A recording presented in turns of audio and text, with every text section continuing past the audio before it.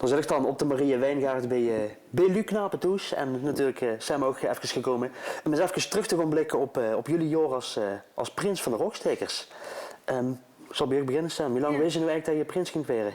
Jeugdprins ook nog eens nooit te benen. Dat laten we even wel goed Nou ja, ongeveer 3 maanden geleden en 3 maanden van tevoren in de herfstvakantie toen werd ik gevraagd door een aantal rockstakers en de jeugdbegeleiders dan. En dat is natuurlijk kei spannend om het dan 3 maanden lang geheim te gaan houden. Ja, maar hebben ze dat eerst en ik zelf gevraagd of hebben ze eerst tegen papa en mama gezegd met van, we moeten eens even skallen met elkaar? Ja, ze hebben dat eerst aan mijn papa en mam gevraagd en toen een week later hebben ze mij dan gevraagd. We gingen toen bowlen bij de sluis.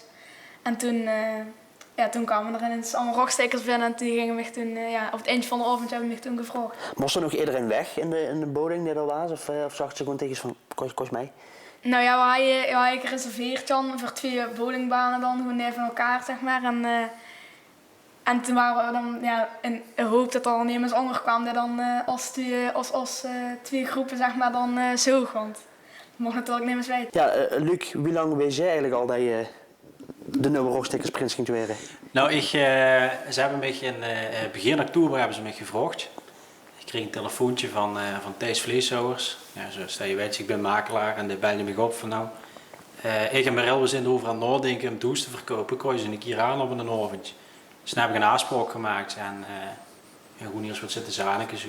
Dan ga je van mijn pak aan, sliep zo natuurlijk. En uiteindelijk gaat de deurbel en dan komt Peter Willems binnenlopen. Ja, en toen had ik zoiets van, ja, sta je met die twee, als je die combinatie ziet, dan kan er maar één vraag komen. Dus ik kreeg een envelop toegespeeld. En daar zat gewoon een ingelezen papiertje in van, gooi jij als vuur in de vastelavond van 2015. En dat hoor je niet lang over na te denken. Toen kreeg ik een tas koffie en die heb ik hier zo laten staan. Dan zegt hij op, hij gepakt en reden ik zoveel dat de hele klas koffie over de grond ging. Ja. Is nu zoiets een lange koester wens? Dat je zegt met van, nou, prins worden, dat wil ik wel weer... Ja, absoluut. Ons pap is natuurlijk prins geweest in 1980. En ik heb dat altijd gezien, wij hebben de plekbeuken, de logo's en de foto's kijken. En ik heb dat nooit zelf metgemaakt. En dan ga je altijd wel zoiets van, nou, ik wil dat wel eens een keer kijken wie dat in zijn echt werkt natuurlijk. En dan is dat, ja, van kleins af aan heb ik het altijd mee bezig gehouden. En dan is dat wel een droom, ja, dat het uiteindelijk uitkomt, ja. En eigenlijk, nu is het bij de Rockstakers geweest. Maar stel dat je in het ergens angst was geweest, had je het dan ook prima gevonden? Ja, dat weet ik niet. Dat weet ik niet. Dus ons pap is natuurlijk Rockstakersprins. En voor mij is dat ook natuurlijk het ultiem haalbare. En het is natuurlijk hartstikke ziek als dat je dat ook kunt zien, ja. Ja. En even dan, ook bij Sam, want ja goed, hier zit Luc, daar was het een grote winst voor, maar jij als jeugdprins, had je dat ooit durven dromen? Nou ja, ik heb natuurlijk in al die jaren, ik ben toen, het begon eigenlijk een beetje toen ik in groep 2 zat ik toen, ik was toen denk ik 7, 8.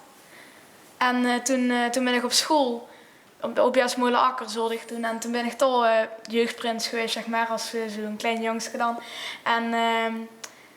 En toen heb ik eigenlijk altijd gezegd van ja, ik wil ook Rockstakers jeugdprins weer, want ik keek altijd op tegen de Rockstakers jeugdprins van de vastelavond. En ja, ik heb ook naamkaartjes gemaakt voor dan opstaan van Rockstakers jeugdprins 2015, want ik wil dat dan heel graag in 2015 weer. En ik ben al heel blij dat het nu ook iets uitgekomen. Je moet zoiets ontiegelijk lang stellen hoor je. Sam, wie jij het gedaan? Nou ja, dat was kei moeilijk, want ik heb natuurlijk altijd gezegd dat ik jeugdprins zou worden dan. Of dat heel goed dan.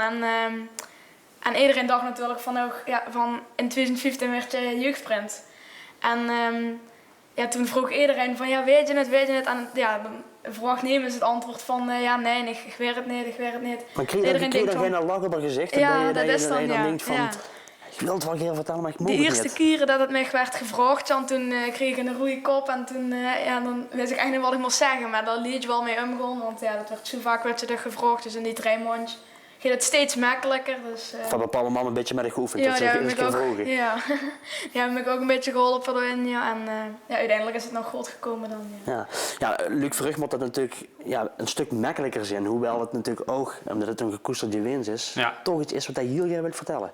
Ja, dat klopt. Kijk, je wilt je natuurlijk ook geen met de vader wil je dat delen, hè? Want je wilt natuurlijk leren, hè? Dat hele traject was een keer metgemaakt. Dat is een ding van, ja goed, dan wil ik het beste doorvan wil ik leren en dat wil ik metnemen en dat wil ik dat zelf nog beter gaan maken. Alleen ja, het is goed en je moet hem niks vragen en je moet hem niks vertellen, dus dat heb ik ook niet gedaan. Wanneer rijd je hem verteld? Op een zaterdag van Uteroping, een zaterdag zelf, zaterdagmiddag, toen had een heel draaiboek gekregen van de Rockstekers. En dan staat precies in, nou goed, we worden met het hoes hier aan de gang, dus we hebben eerst hebben nog geklust ergens vroeg. Dan zijn we rond 11:30 eind zijn we gestopt en toen douchen. Dan zoeken de Ruud weer een mijnwerker. Toen vervolgens richting hoes, hebben we schoon foto hadden we bij ons. En toen hebben we dat pas verteld, ja, 's middags. Ja. Ja, natuurlijk is er altijd een groot verschil tussen een prins en een jeugdprins. Want bij de jeugdprins dommelten de ouders het natuurlijk goed vingen, dat hebben ze het gedaan. Maar jij hebt natuurlijk ook nog een wederhelft die ook moet zeggen van, daar stond ik achter. Ja, dat klopt. Want ze vroegen me wie dat ik bij Thijs en Peter dan zo bij Thijs toes. Toen zag ze ook van je ziet natuurlijk een helemaal hoed op de botel op het moment dat je dat te huren krijgt. En die zeggen ook van je hoeft nog geen ja te zeggen. Overleg het eerst even toes met Sylvie in dit geval. Wat dat hij ervan vindt. En samen geen een antwoordje of nee. Dan laat je als vuur het weekend. Ze hebben me op donderdagavond gevraagd. En ik zou dan vuur het weekend zou ik dan moeten laten weten van of dat ik het wel of niet die. Dus eigenlijk ging een pakweg 24 uur een beslissing te nemen. Ja, eigenlijk wel. Ja, voor mij was het al vrij gauw duidelijk. Alleen we worden met het hoes bezig. Dus dan moest wel even de een ander omgezet weer. Wat dat er anders geregeld moest weren. En Sylvie was het ook vrij gauw met ons. Toen heb ik de volgende dag op vrijdagmiddag om 11:11. 'Smergens heb ik nog deze naar zijn meisje gestuurd met we hebben witte rook. Ja, we gaan het doen. Ja. En dan gaat het los, hè Sam? Ja. Dan gaat het los. Ja, dat kunt voor jullie allebei ontiegelijk veel bekijken. Laten we bij Björk even door mij beginnen, Sam. Je moet het allereerst heel lang stil gaan houden, maar daar weegt dan het toe. Wat gebeurt er allemaal? Ja, dat is natuurlijk keiveel oefenen, want je moet dan een speech doen als je werd uitgeroepen in het Munttheater. Dan mag ik een speech doen, dan moet ik mezelf voorstellen en mijn adjudantjes bekendmaken. En ja, dat is best een lange speech en dan mocht ik uit mijn kop leren. Dus dan moet ik ook goed kunnen opvuren met alle spontaniteit mocht dat eruit knallen dan. Maar ik neem aan dat je daardoor geholpen zit ook bij de Rockstekers. Ja, daar ben ik keihard op mij geholpen door mijn jeugdbegeleiders. En die ben ik ook heel dankbaar van. Die kwamen toen elke week, zijn die 3 maanden lang, elke week zijn die langsgekomen. Elke zondagavond kwamen die langs om dan de speech te oefenen. En die hebben er ook heel veel tijd in gestoken natuurlijk. Ja, en ja goed, een belangrijk onderdeel wat bij die voorbereiding is je moet toch nog denken over een devies, over een onderscheiding die je gaat dragen. Wie is je ermee omgegaan? Hoe vanuit je van, nou dat moet het gewoon weer? Ja, we hebben met z'n veren toen zitten brainstormen en steeds van wat mijn passie is, zeg maar, om daar iets meer te bedenken, een orde en een devies. En toen opeens eigen orde in mijn kop en het zwemmen met muzikantje is mijn orde geweest. En ik vroeg aan mijn jeugdbegeleiders en mijn papa en mam van dat liet me een leuke orde, zal ik dat doen? En ze allemaal van dat is een leuke orde. Dus toen hebben we dat eindelijk ook. Nou zijn er jeugdprinsen die misschien heel creatief zijn met tekenen. Heb je zelf iets getekend of heb je het echt immers laten doen? Voor de medaille bedoel je? Voor de medaille, ik ga op de computer. Ik kan niet zo heel goed tekenen, dus ik ga het op de computer echt een beetje zo bij elkaar gezocht. En ik ga het een beetje over elkaar geplakt, zeg maar. En toen had ik een ontwerp en daarmee zijn we naar Bijls gegaan. Dat hebben we die laten maken dan. En toen hebben ze daar nog op de computer met een programma hebben ze er dan nog iets keischoons van gemaakt. Dus ja, zo is het eigenlijk een beetje. Ja, dus je moet en nadenken over de vis, nadenken over de medaille die je hier wilt. Je moet er een speech oefenen.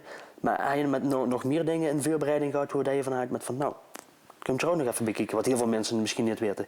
Ja, dat is met ook veel recepties komen dan af met de hele jeugdraad en het hele gevolg.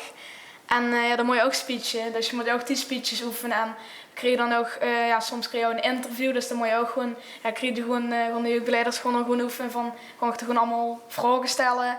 En dan moet je dan kijken hoe je daar dan gewoon goed antwoord op kunt geven. Dus Palleman elke week bij je publiek en dan ga je eens keer de speech doen daar.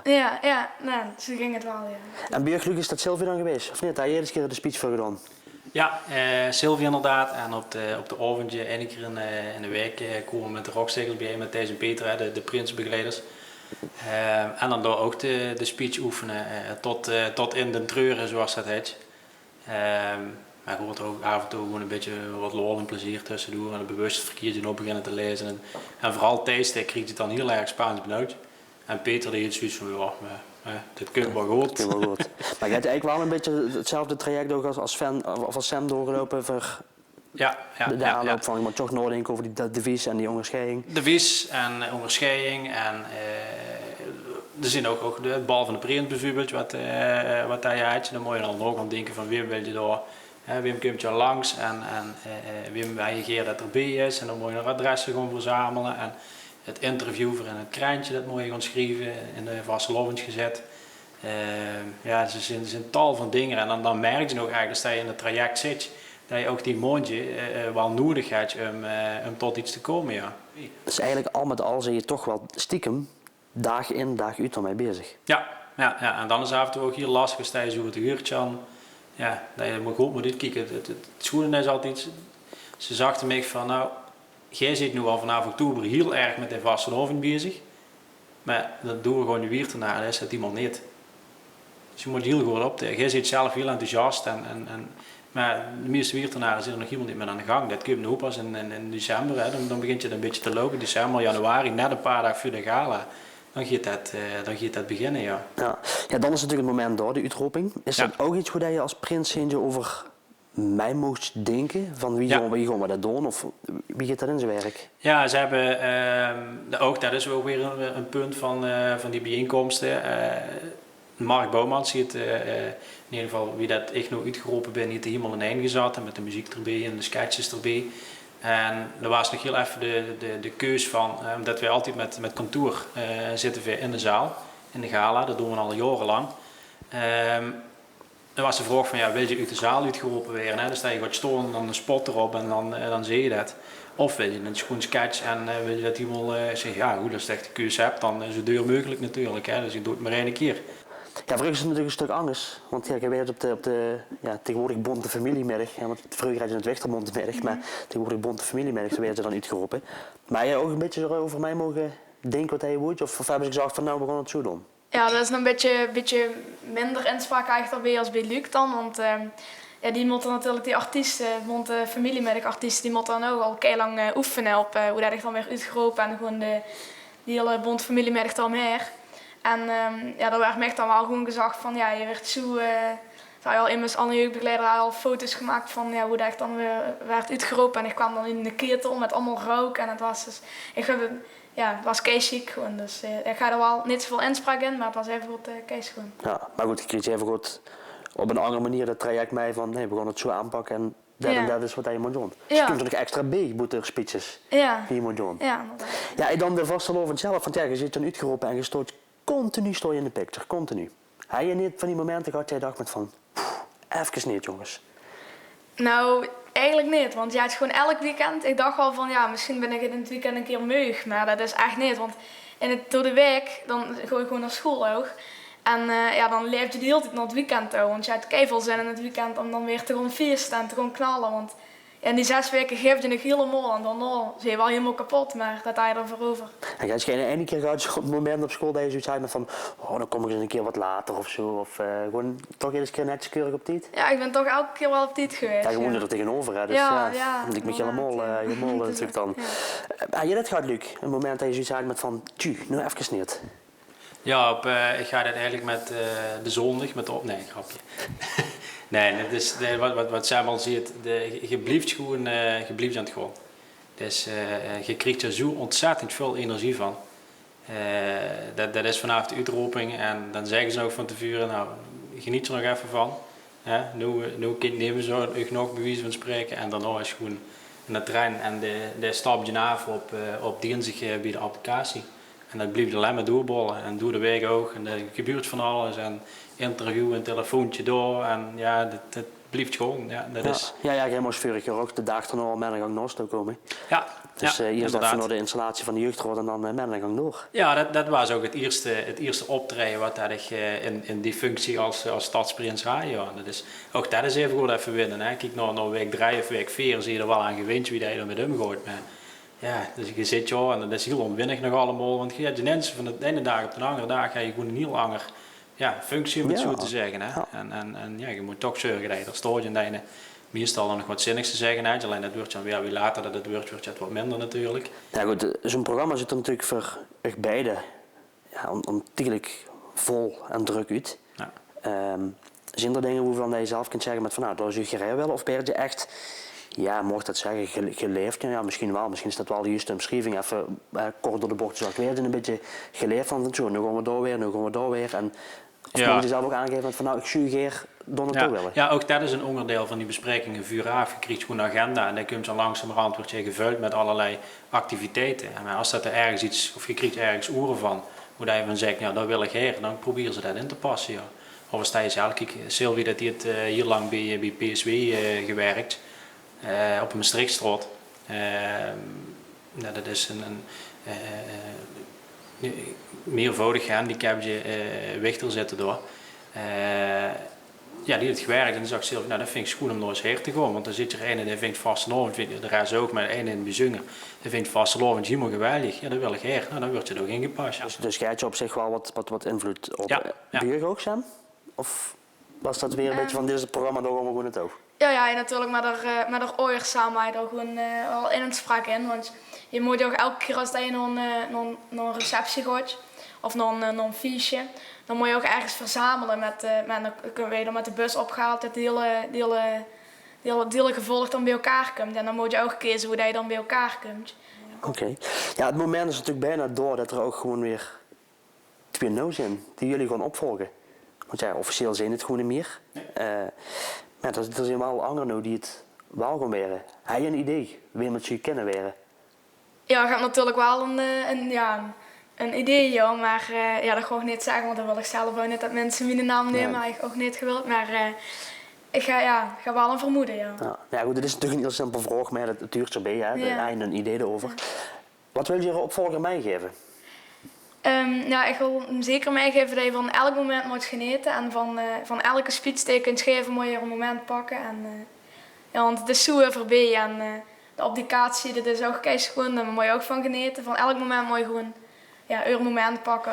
En komend seizoen zeker, want het is een kort seizoen. Ja, het is maar 4 weken en we hebben er 6. Dus, dus dat is nog wel een verschil. Extra druk nog, ja. Oké.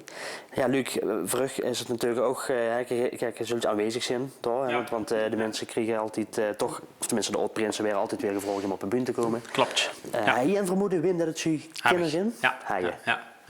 Oké. Maar goed, dat hebben ze met vorig jaar hebben ze dat ook gezegd. Er zijn heel veel mensen die de prinsbegeleiders staan, en heel veel mensen die menen dat ze weten dat het is. Maar ze weten het nooit. Nee. En zolang je dat voor ogen houdt, en dat is ook als mijn opvolger, om het zo te zeggen, moet je niet zo druk maken. Nee. Is dat ook hetgene wat hij mij wilt geven? Ja, ik denk het wel. Moet je niet zo druk maken en vooral doe je het op een eigen manier. Laat je niks wies maken. Zingt, springt, kaakt, lacht, dans. En die 4 weken gaas geven. Juist, en op dinsdag laat je het röntgen lekker gaan, want dan is het teken dat het goed geweest is. Ja, iets wat misschien nog leuk is om aan te halen. Ik heb dat wel eens gezien, ook omdat ik ook vaker het Munttheater ben geweest, stuk met de Wichtermond middag en zo. Dan zie je altijd dat er een schone brief hangt van de prins. Ja, je hebt natuurlijk ook geschreven voor bondovenartiesten en voor artiesten van de familiemiddag. Klopt, ja, dan schreef je een kaart, heb ik geschreven, een keurskaart. Oké. Ja, maar is het ook andersom, zodat je van de vuurganger iets gekregen hebt? Ja, ik heb in die periode, want ja goed, Lennart natuurlijk, mijn vuurganger, die wist natuurlijk ook dat de nieuwe prins ergens rond oktober gevraagd zou worden. Dus ja, dat geeft dan via de prinsenbegeleiders, kreeg ik een schone attentie van Lennart en ik kreeg met Kerstmis kreeg ik nog eens een keer een keurskaart. En dan is ook schoonheid natuurlijk wat terug geschreven, dus dat heb ik ook gedaan. En dan onderteken je dat natuurlijk met Stadsprins 2015. Wel in het eigen handschrift. Ik denk, ja goed, dat weet je toch niet. Maar dat zien we al, denk ik, zo moet je ook weer heel voorzichtig met zien. Ja. Ja. Ja. En heb je nu ook al iets gemaakt voor eure opvolger? Ja. Ik heb hem een flesje wien gegeven voor met de kerstmis. Ik hoop dat hij hem lekker op heeft gedronken.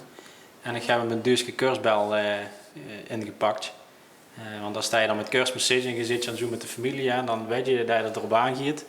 En dan zeggen ze wel eens van de kiekje de bul uit de boom. En dan staat er zo eruit heeft gekeken en die heeft in ieder geval een paar reserve van me gekregen. Ik kan hem niet weer terug inhalen. Ja, maar heb je hem ook een briefje geschreven? Ik heb hem ook een briefje geschreven, ja, op kaart. En ik zal eerlijk zeggen, de kaart die was te klein om er alles op te zetten wat ik erop moet zetten. Oké. Dus ja, dat is een goed teken. Ja. Is er ook iets wat jij hebt gedaan, Sam? Heb je ook iets gemaakt voor een opvolger? Ja, ik heb in het begin van mijn, toen ik werd gevraagd en toen hij is ook gevraagd en toen kreeg je zo'n boxje, informatieboxje dan. Daar staat dan, ja, in de grote lijnen zit erin wat je gaat doen en wat dat echt te wachten staat. En ja, ik heb daar ook een A4'tje voor hem geschreven dan. En ook dat meegegeven wat ik net heb gezegd, Jan. En ook veel succes gewenst en veel plezier gewenst. Ja. Daar heb ik graag mogen op meegegeven. Ja, jullie kunnen in ieder geval, ja, mogen nooit zeggen natuurlijk, hè, dat is standaard. Ik heb het heel erg gemerkt dat bij de radio hebt, dat je dan jullie zegt, maar het is natuurlijk gewoon jij, het met er tweeën. Natuurlijk fantastisch mogen genieten van een heel schoon Vastelovenseizoen. Je ziet allebei prins geweest. We gaan nog de komende jaren gewoon weer zo zin in het Vastelovensland. Heel zeker. Dat vierste keer door, of niet, Sam? Ja, zeker. Ja. Vandaag. Ja. Hey, ik ga jullie enorm bedanken. Geen gedaan. Ja. En we zien ons met de Vastelovens. Dat zeker. Ja, Goed. tot vast. En een dikke merci. Ja, Ja, heel bedankt. graag bedankt.